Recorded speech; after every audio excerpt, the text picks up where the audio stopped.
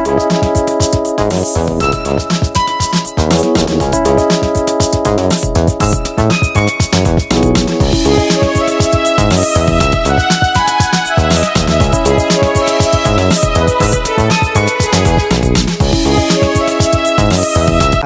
আলাইকুম রহমতুল্লাহ।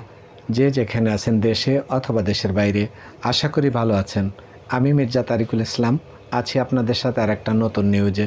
ভিউয়ার্স, নির্বাচন ও নির্বাচন সংক্রান্ত নিউজ সবার আগে আপনাদের সামনে আমরা তুলে আনি। সেরকম আরেকটি নিউজে এই মুহূর্তে আমরা যাব। তার আগে আমি অনুরোধ করব, আপনি যদি এই চ্যানেলে নতুন হয়ে থাকেন, চ্যানেলটিকে সাবস্ক্রাইব করে বেল বাটনটি অন করে দিয়ে আমাদের সাথে থাকবেন। চলুন দেখি নিউজটিতে কী লিখেছে। আমরা আগে শুনি।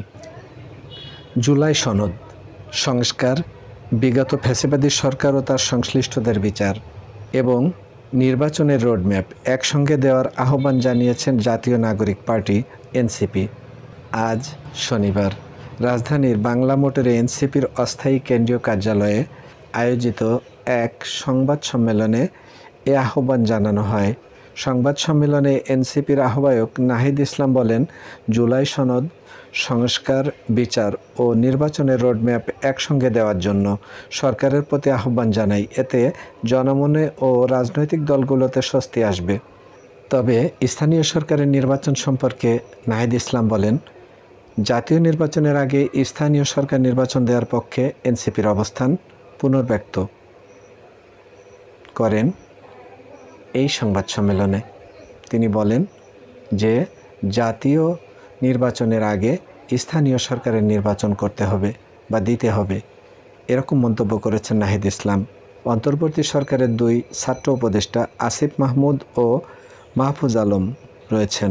তাদের বিষয়ে নাহিদ ইসলাম বলেন, তাদের সঙ্গে এনসিপির কোনো সম্পর্ক নেই। তারা দুই ছাত্র উপদেষ্টা গণ অভ্যুত্থানের পরিপ্রেক্ষিতে গণ অভ্যুত্থানের প্রতিনিধি হিসাবে সেই সময়ে সরকারে গিয়েছিলেন। আমিও তাদের সঙ্গে ছিলাম। তারা যদি রাজনীতি করতে চায়, নির্বাচন করতে চায়, তাহলে তারা সরকার থেকে সেটা করতে পারবে না। তখন তারা সরকার থেকে বের হয়ে তাদের মতো সিদ্ধান্ত নেবে। 5ই আগস্ট সরকার পতনের পর সেনানিবাসে আশ্রয় নেওয়া 626 জনের একটি তালিকা গত 22শে মে প্রকাশ করেছে সেনাবাহিনীর আন্তঃবাহিনী সংযোগ পরিদপ্তর অর্থাৎ আইএসপিআর। এই তালিকার বিষয়ে এনসিপির আহ্বায়ক নাহিদ ইসলাম বলেন, সেনাবাহিনীর পক্ষ থেকে যে তালিকা করা হয়েছে সেটি যদি আরও আগেই অর্থাৎ 5ই আগস্টের পরপরই প্রকাশ করা হতো, তাহলে একটি রাষ্ট্রীয় প্রতিষ্ঠানের বিরুদ্ধে নেতিবাচক মন্তব্য আসত না।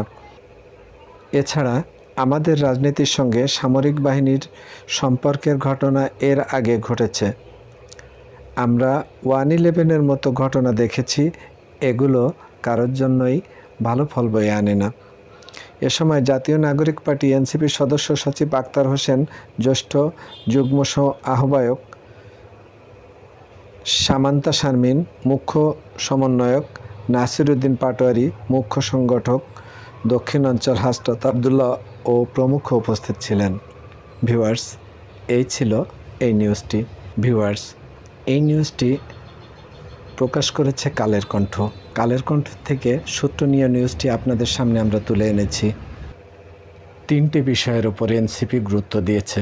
সেটা হচ্ছে সংস্কার অর্থাৎ নির্বাচন ব্যবস্থার সংস্কার, বিচার ও নির্বাচনের রোডম্যাপ। এই 3টে বিষয় মেনলি তারা উল্লেখ করেছে। তারপরেও এর ভেতরে, এই নিউজের ভেতরে বিশেষভাবে তারা উল্লেখ করেছে যে নির্বাচন অর্থাৎ জাতীয় নির্বাচনের আগে ইউনিয়ন পরিষদের নির্বাচন সরকারকে আয়োজনের জন্য অনুরোধ করেছে। ভিউয়ার্স, ইউনিয়ন পরিষদের নির্বাচন নিয়ে আমরা অসংখ্য নিউজ আপনাদের সামনে তুলে এনেছি।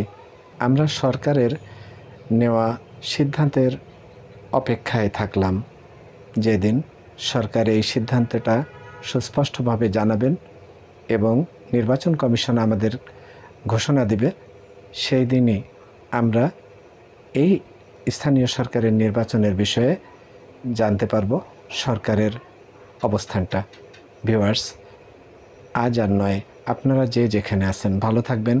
আপনাদের ভালো থাকার প্রত্যাশায় আমি মির্জা তারিকুল ইসলাম আগামীতে থাকব।